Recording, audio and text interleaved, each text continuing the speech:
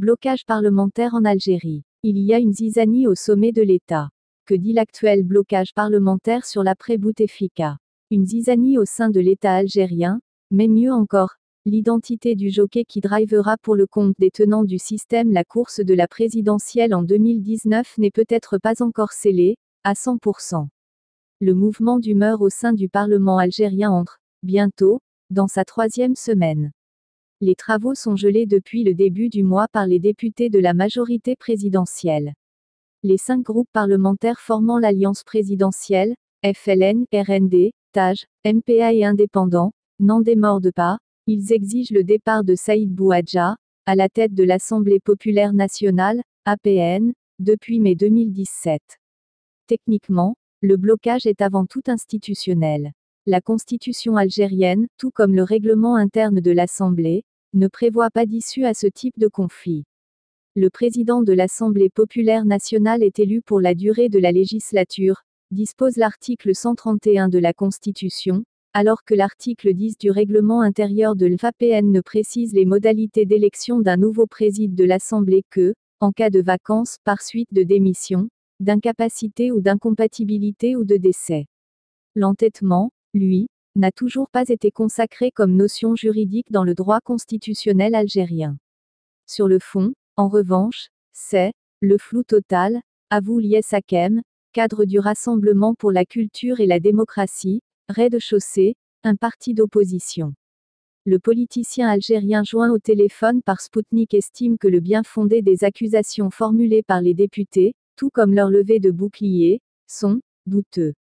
Il convient tout de même de respecter la Constitution et présenter des motifs sérieux quand il s'agit de demander le départ du 3e personnage de l'État. Je relève, d'ailleurs, et c'est là le caractère ubuesque de la situation, que M. Bouadja a été élu par une assemblée dominée, comme le gouvernement, par la même famille politique.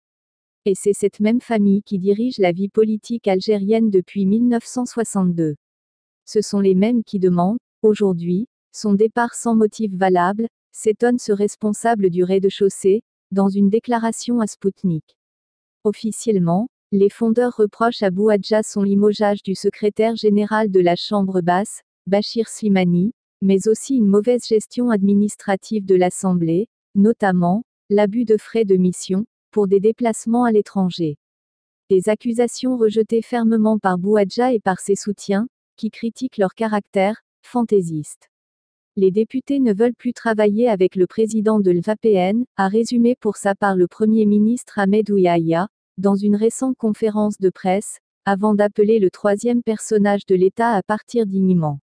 Quelques jours auparavant, ce fut le patron du FLN, le parti présidentiel, qui a invité Bouadja à plier les Gaules, sans égard, cette fois-ci, pour sa dignité, s'il ne démissionne pas, il sera destitué et traduit devant la commission de discipline du parti.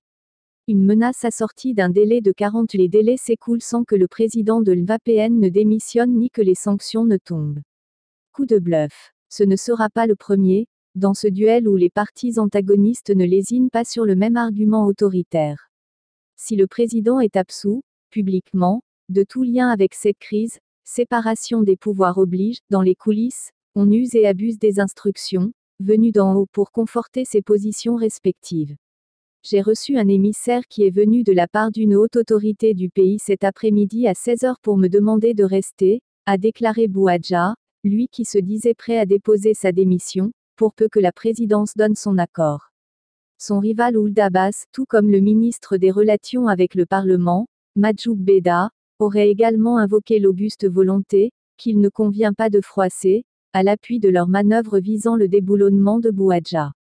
Des crises au sein de l'Assemblée, il y en a eu auparavant. Mais ça se réglait, alors, à huis clos. Là, c'est un flou général qui ne peut profiter qu'à certains cercles du pouvoir, mais qui pointe, aussi, une triste réalité, celle de la vacance du pouvoir. Autrement, on n'en serait jamais arrivé là, regrette Lies Hakem. Quelques hypothèses formulées dans la bouche d'analystes ou même d'hommes politiques, ont circulé sur les réseaux sociaux et les plateaux télévisés, pour tenter d'expliquer les ressorts de cette crise.